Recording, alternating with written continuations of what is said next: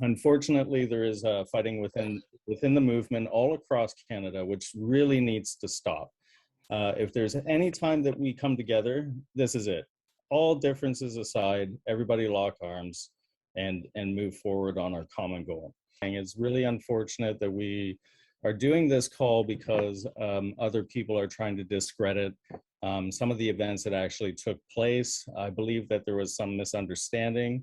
And this is where communication is very important. If you can ask somebody and actually sit down like a grown-up and have the discussion, as opposed to, you know, threatening or coercing or any other method. It doesn't have to be done. Hey everybody, I'm here with Jamie Russo of Pushing Ink Tattoo and Keely Turner of Heads Up Hair Design, two of our original members. I have them on the call today to address some of the attacks on WeAreAllEssential as a network, some of the accusations that have been made about our, supporting of our members and the progress, the outcomes, the accomplishments of our network as a whole. And it's really unfortunate in this time that we're seeing within the freedom movements, so-called freedom fighters fighting, actually attacking, our fellow freedom fighters, right? And it's really becoming quite an issue. It's rampant across the country. There's a lot of either unintentional or intentional, probably a combination of both, of sabotaging of the good work that many movements are doing. So yeah, Jamie, I'd love you to just share a little bit about, back in early February when you took a stand and you opened up your business in spite of the lockdown. So what were the sort of series of events that followed that? I know I certainly at times mentioned that one of our members, Jamie Russo, inspired hundreds of others to take a stand with him. And obviously, there were other people involved. I may have misquoted. I was just so proud of your involvement with our network and all that you've done to support fellow business owners. I may have said Barrie instead of Simcoe Muskoka region, things like that. But ultimately, I would just love to hear, how things unfolded in your area. And of course, I want to hear from you too, Keely, as well, after Jamie gets it kicked off. Like you said, I'm one of the founding members for WeAreAllEssential. I actually went back through my email, and because when Adamson's Barbecue first opened, I did email him and I said, this can become a movement if you don't sit down. And then it was a little bit later, he sent me an email with the Zoom link to WeAreAllEssential. So I believe my first Zoom meeting was January 6th. So that's when I got involved, and I think I've hit almost every Zoom meeting since then, right? So that was pretty cool. I actually look back today, and so that was neat to see. So January 4th is when I actually opened the business back up. I was prohibition style, so I was under the radar, had my open sign off. It was pretty nerve-wracking. You feel like you're breaking the law and all this kind of stuff, like you just robbed a bank and you're hiding in your hideout. So the more I got involved with WeAreAllEssential, the more I started to learn, and I really took a liking to common law. So I started to research common law and got as versed as I could within it. There was a fellow in the organization, Dennis, that I wound up learning quite a bit from. And at that point, I thought, I'm never going to learn enough to take the stand, so I'm ready now. And then what happened was we came up with the February 11th Open Across Canada date. So that was very impactful. And we know it was impactful because the Ontario government allowed us to open on February 16th, of course. So about 75% of the Ontario people that were involved sat back down. I didn't. I advertised for 2 weeks that I was opening. So I knew they were coming because I literally called them to my door. So going back to watching Adams, for Adamson's Barbecue, watching his videos, I literally watched that and I said two things. I'm going to be friends with that guy. And now I am. And if he can do it, I can do it. And I thought to myself, I'm going to make these videos because the whole purpose of these videos were to put online to inspire other people. And so when I opened on February 11th, that's exactly what I did. I videotaped the whole incident from beginning to end. And they hit me twice on February 11th, which I was a little surprised because at that point they never hit anyone twice in one day. So I didn't think they were coming back. I thought it would be spread over the weekend. But to my surprise, they came back later on that day. So I got hit 5 minutes after I was open, and then I think around 6 o'clock in the evening. And then they came back the very next day. So I was summoned and all that. And then I put the videos online on all the social medias that I could, and they went viral. So after they went viral, there was a couple of things that happened. There's a fellow here in Barrie. His name is Stefano. He's been very loud. Everybody knew what he was up to. He was going around up to, I believe, Muskoka. He was going to Aurelia, Collingwood, talking to Barrie businesses. So he was collaborating with a bunch of businesses all across Simcoe Muskoka as far as he could reach and who was ready to listen to him. So he was doing these meetings. I know Stefano from years ago. So when he saw my videos, he was like, oh my God, Jamie stood up. So they had a little group, a little network, and they wound up grabbing me and pulling me into it. So next thing I know, I'm in a group of about, I believe, 10 people, and we have one city councilor in there from Barrie. So this fellow was helping us as well. And we were putting together a rally, which happened on March 6th. So through that time, he had a lot of connections with the businesses, and then my videos went viral. And so I started getting a lot of phone calls from many, many different businesses all across Simcoe Muskoka, which was really good. And, they're asking me questions. How do I do what you did? So I started coaching businesses and telling them, mentioning about We Are All Essential, learning your rights, how to stand for your rights, what you need to know, that kind of thing. And was preparing them for the next lockdown. So as I said, we were allowed to reopen February 16th.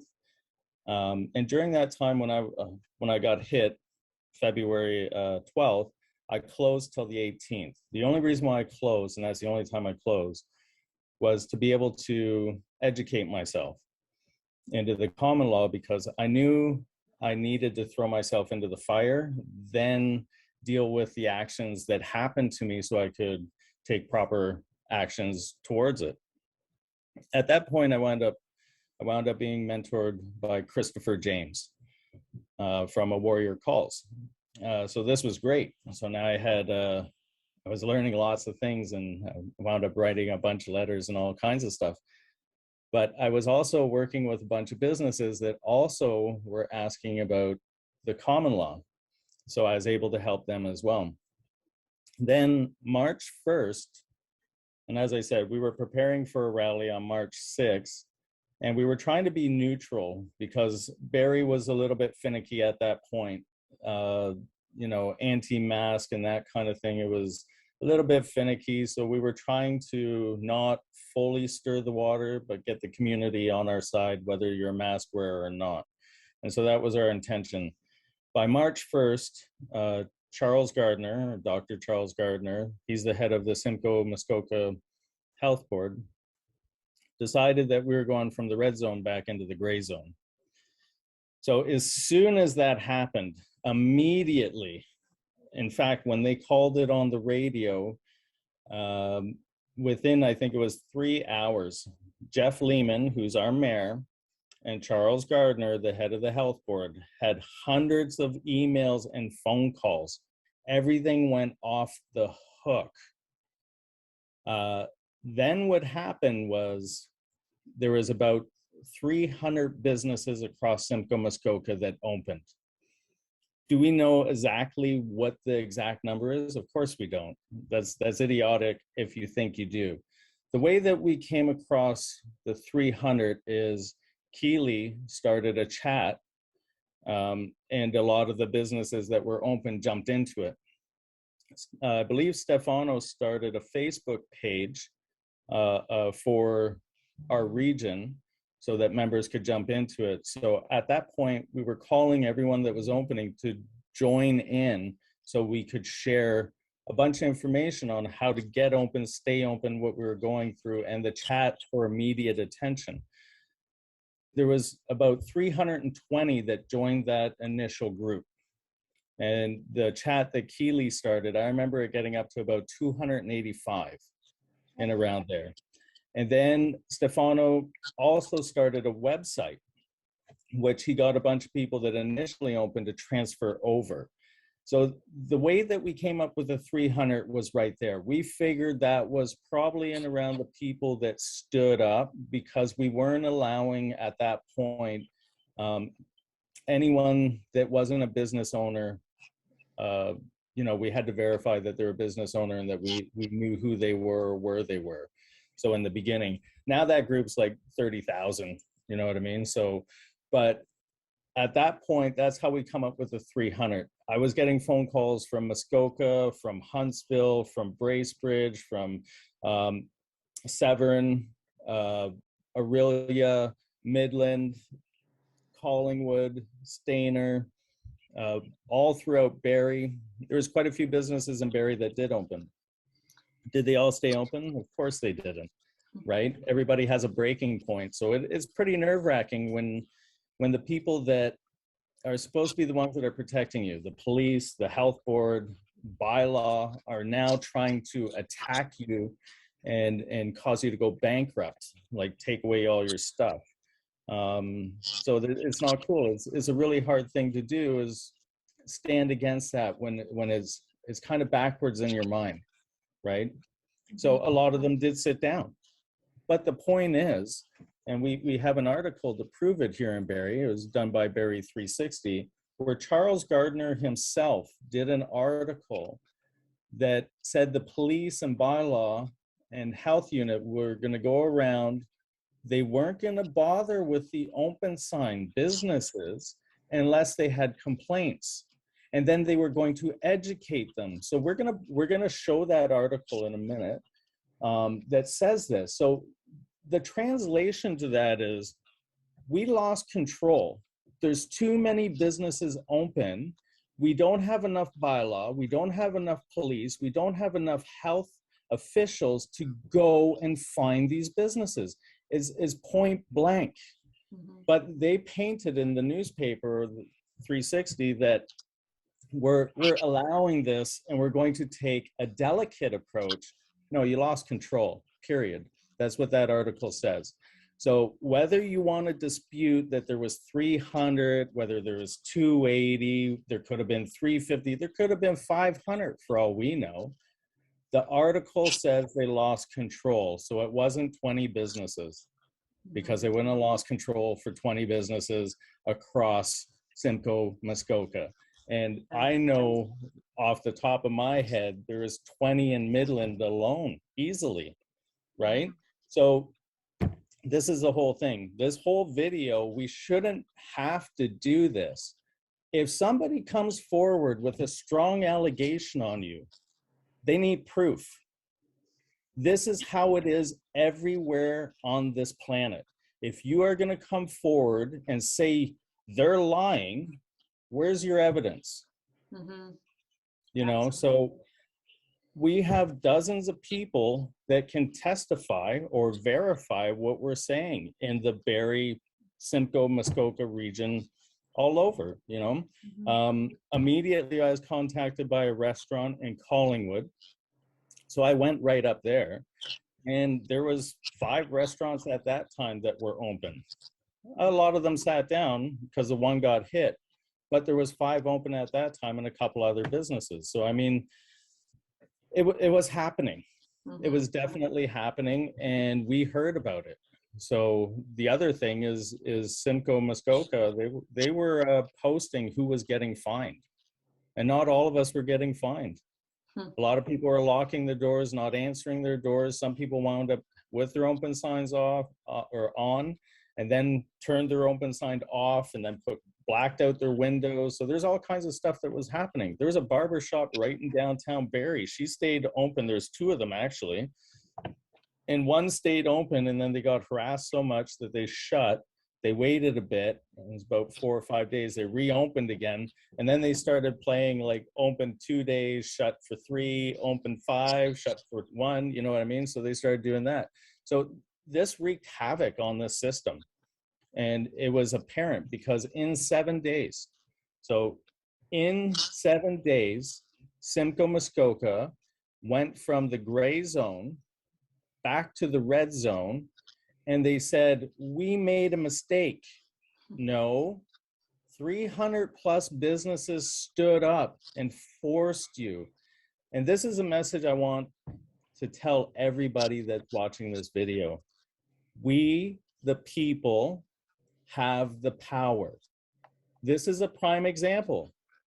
Nowhere in Canada has this been reversed. We did it first, and I don't know any other region that has reversed their lockdown. So this is a big thing to look at. The people have the power. When the people speak, the government needs to listen. Not when the government speaks, the people listen. That's backwards. So I'll stop there. You can show the article, Sam. And then this way people can see. There was also a second article talking about the bylaw couldn't keep up in Barrie itself. So there was 2 full articles that were done. This one is Dr. Charles Gardner from Simcoe Muskoka District Health Unit. And he winds up saying throughout this article that they're taking a delicate approach. So nowhere else in Ontario did they take a delicate approach, right? Mm-hmm.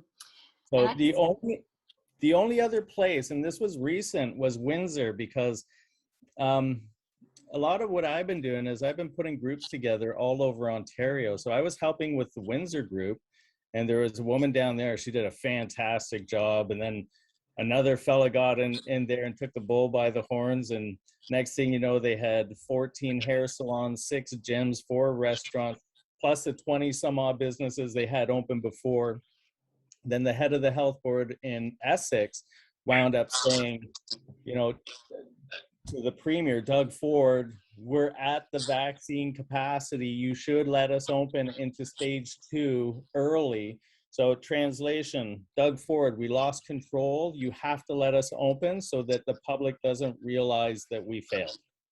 Mm-hmm. So, and that's it. So that's another area that lost control.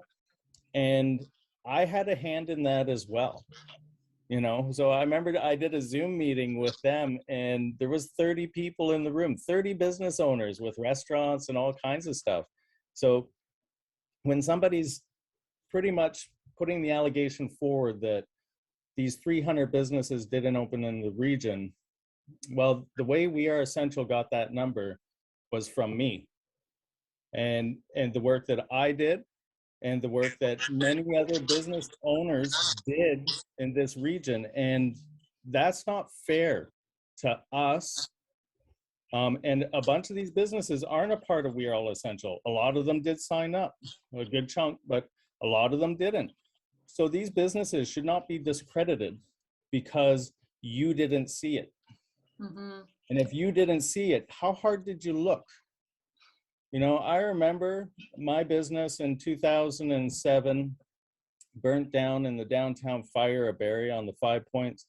And a year later, people would be like, are you still in business? I'd be like, yeah. And they're like, oh, I can't find you anywhere. I'm like, oh, do you look in the yellow pages? No. Did you look online? No. Did you go to my website? No. Where were you looking? You know, does that mean I don't exist because you can't see it? That's not my fault. Maybe look a little harder. And again, if you're going to do accusations, have proof. Mm-hmm. We have proof. I got solid proof. I can get 6 people to write an affidavit if you want.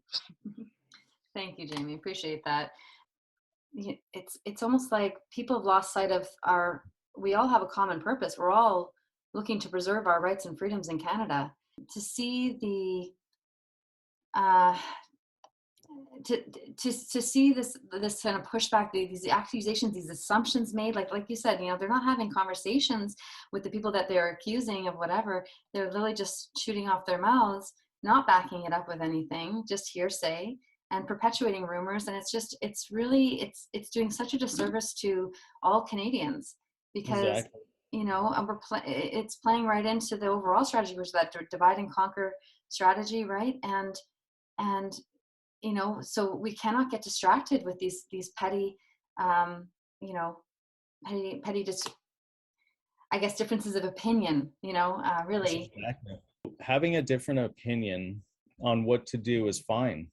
We Mhm. all have the same common goal. So the way I look at the difference of opinions on what to do in order to fight for our freedoms, and exercise our rights, is the difference of wanting to go to battle with a sword or a bow and arrow or a dagger, whatever your weapon of choice is. That's fine. We're all on the same side. Mhm. So, get over it.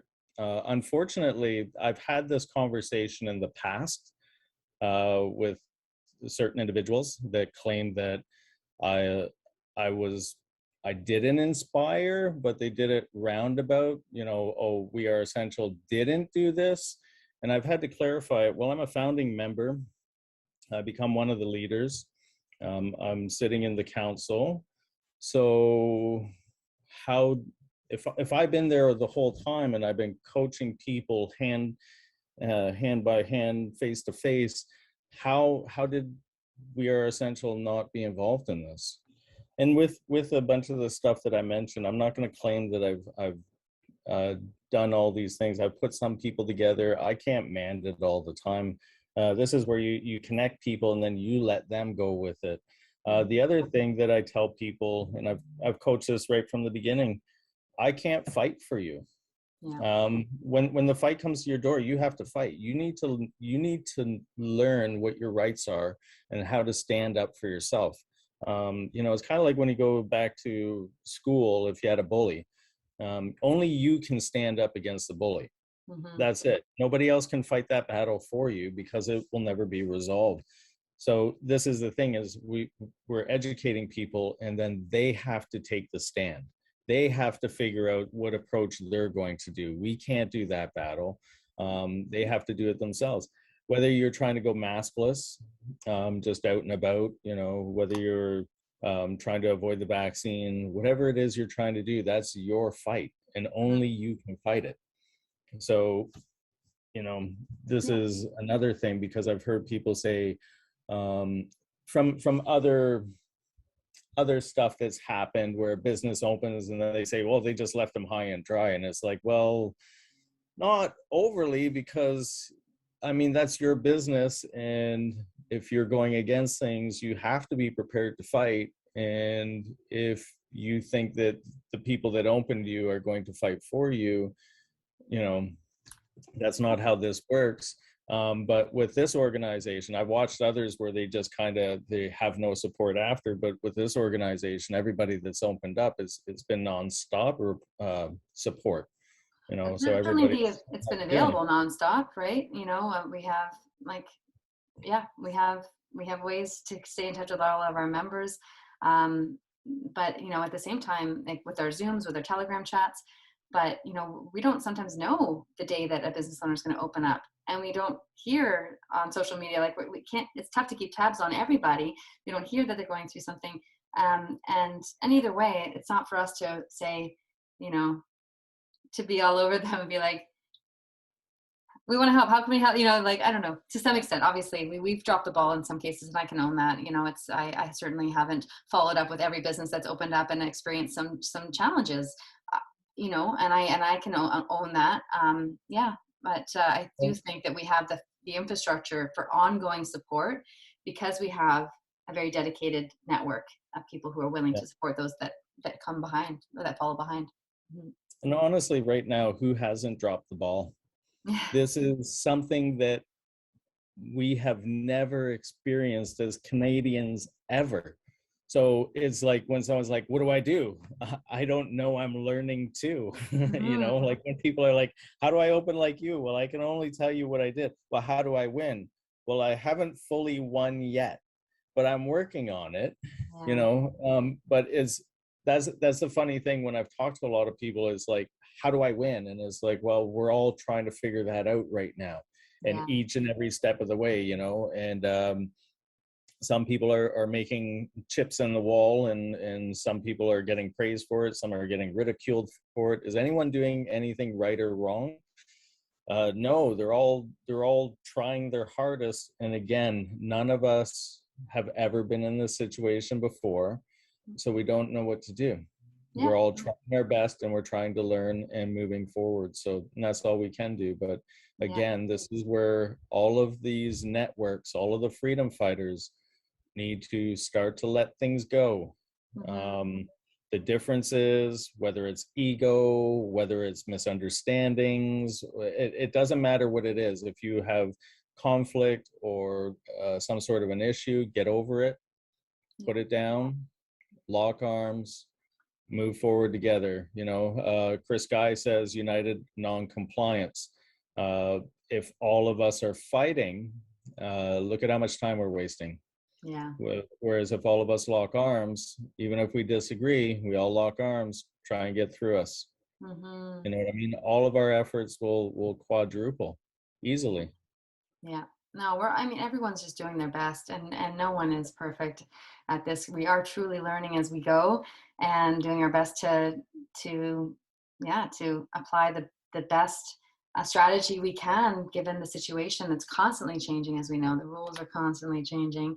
So yeah, to anyone out there that's fighting for our freedoms, much respect. And if there's a way that We Are All Essential can support, please don't hesitate to email us, WAAE2021@gmail.com. And yeah, let's work together.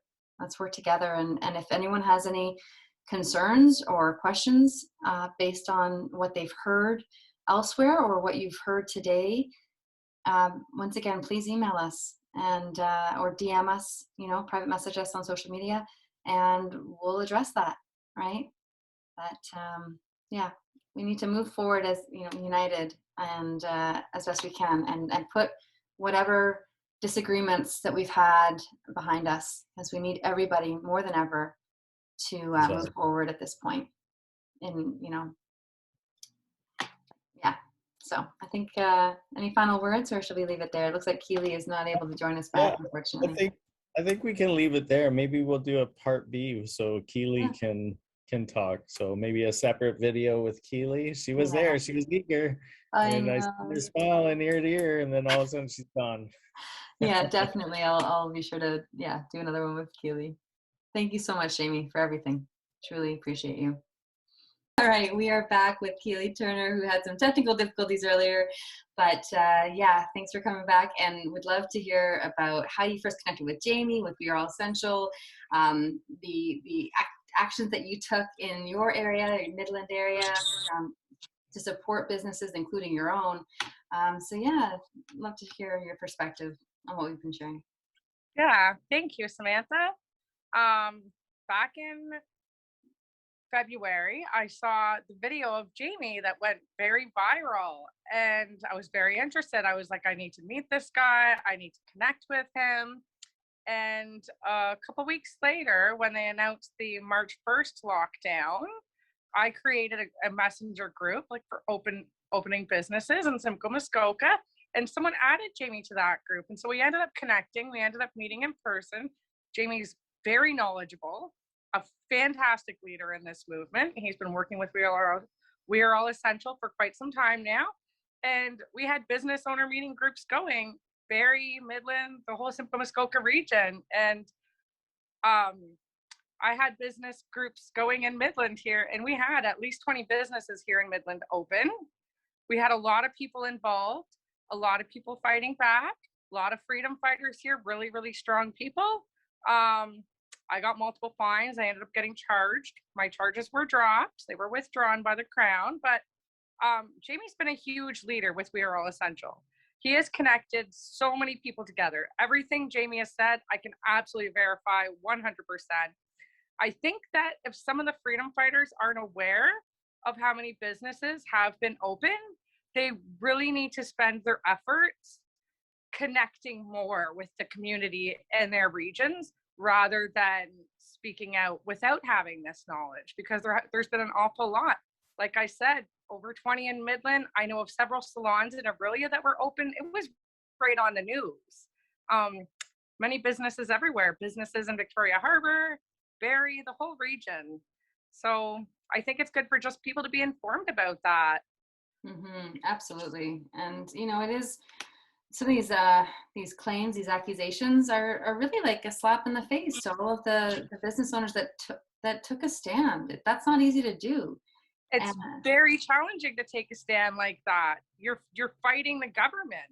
You're standing up and taking on the government. It's very challenging to do it, and it's not an easy task. It's very stressful. I know Jamie's made it like his full-time job to reach out and connect and work with so many different businesses. And I had made it another full-time job of my own as well. And I had people that I was connecting all over the region as well as Jamie, and all over the province as well. Like people all over the place that we were connecting with other business owners. So I don't want to see businesses feel alone if another lockdown comes and think that they're going to be the only ones opening. Because if we all unite everybody together, we can have everybody open.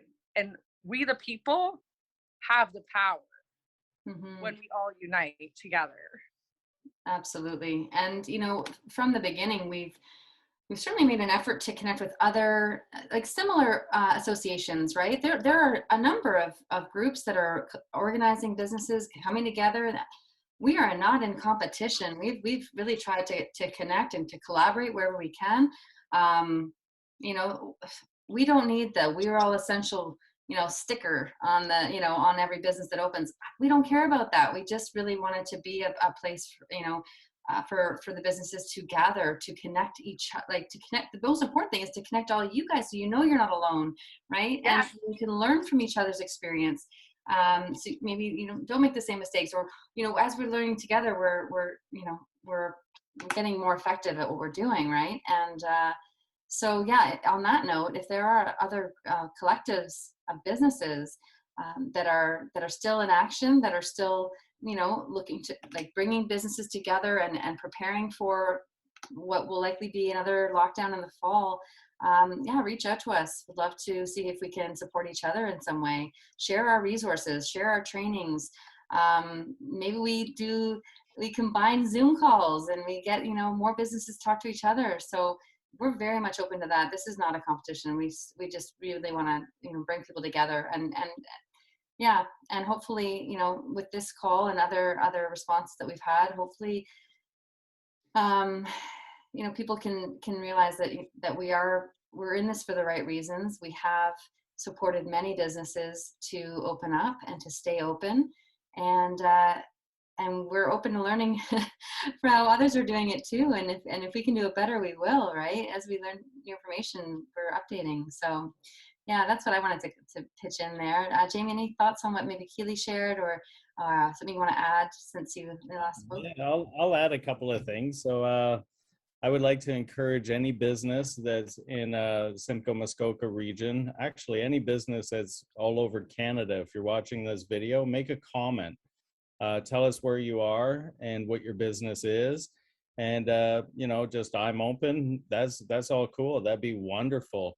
Let's start to see how many are across this nation that are actually open and standing.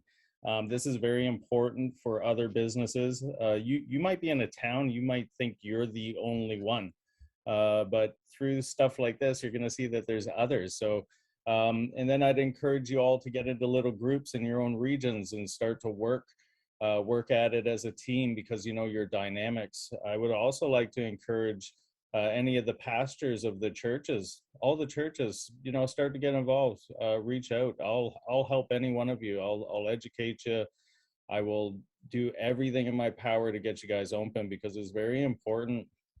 On Sunday, I was in Oshawa and I did a little speech there as well. And watching Henry Hildeberg do his sermon, you know, I haven't sat in a church atmosphere forever, but it was really cool. You're sitting in the middle of a park with trees and the sunshine, and that man has a lot of energy. So we need more pastors, more churches opening up, you know. So definitely get in on this, make your comments, be heard. Yeah. Be heard. And one of the other things that we can do a little more easily, because we have people sign up, not that there's a cost or anything, but just, to register as a member of We Are All Essential, is we have a greater chance of connecting you with other businesses in your region, right? Because we know where people are living. So even if you, like Jamie was saying, you may feel like you're, the only one taking a stand or willing to take a stand. But perhaps, by joining We Are All Essential, we can help you to see that there are others. Yeah. And help you to spread the word to others in your region, so that by the time the next lockdown happens, hopefully it doesn't, but based on past events, we can pretty much be pretty confident on that. But yeah, by that time, we can show you how to bring more people on board in your area as well in advance, right? And to take this time now to empower ourselves fully before we need to use that knowledge, right? I really agree that people may think they're the only ones. Like Midland's a small town, 17,000 people, small town, small minds. I thought that I would be the only business pretty much that would open and felt this strongly about it. And I was extremely surprised at how many businesses got involved with me. And Jamie was coming every week to our meetings. And Jamie's been a huge support and a wealth of knowledge with all of his information from We Are All Essential. And it got up to the point where we were having like nearly 30 people in Midland show up to the business owner meetings. 30 businesses in a small town of 17,000 people. That's a huge chunk of our businesses. We have a couple of businesses here in Midland that have stayed open for the past 6 months straight with a giant We Are All Essential sign in their window. That's awesome. I love hearing those stories. Yeah, it's very cool to drive by and see the We Are All Essential signs in people's windows. It's just a way, it's just a symbol of unity, right? That's all. Yeah. And they're not alone, and they'll be surprised at how many other businesses in their communities will stand with them and uniting together, working together, sharing information, having Zoom calls or meetings. This gives them support. Mm-hmm. And think about in Windsor, right? Like one of our members, he started up a different group, different name, because they wanted to be about unity within that region. And we don't care. There's no We Are All Essential on that. But the fact that he was empowered, he learned from others in the network how to do that. He started hosting his own meetings and gathering dozens of businesses together. So yeah, this is just a way, one of the ways in which people can learn how to lead others to stand for their rights. Yeah. Final words, Jamie? Yeah, to go on the not being on your own. So I was the first one that went public in the Simcoe-Muskoka region, and I did the videos like I've said before. And I remember when the next lockdown was coming, and one of my employees said, "I'd hate to see you standing alone again." And I said, I was never standing alone. That's the whole thing, is for every one that you see, there's 20 that are doing it a different way. So when I took that stand and I put the video out, I knew that people would see it and stop going prohibition style and come above the table and turn their open signs on. So I never felt I was alone. So you got to kind of keep that mind frame. Know that there's others that are thinking like you. If you're in a small town or a smaller city and you think you're the only one, chances are you're not even close. They need one person to do it, and then the rest will start to follow. Yeah. With that though, Jamie, you have been a huge inspiration to everybody in our region. A huge inspiration. And don't not give yourself credit for that. You deserve a lot of credit. You have worked endlessly hard at this without stopping. Mm-hmm. You're a huge inspiration. Thank you. Yeah. All of us in the Simcoe-Muskoka region are very grateful for everything that you've done. Beautiful. Thank you. Well, thank you both for taking some time to just, share your perspectives, because I know that there's quite a few people that have heard rumors or, heard things and are possibly questioning whether or not to send businesses to our support network, or, or who knows the repercussions. So really appreciate you guys sharing sort of the behind the scenes scoop on what happened earlier this year, and what we're doing, what we're continuing to do moving forward. So yeah, appreciate you guys. Thank you, Samantha. All right. Yeah, thank you, Samantha. Talk to you guys soon. Hey, have a great night. You as well. Have a good night, guys.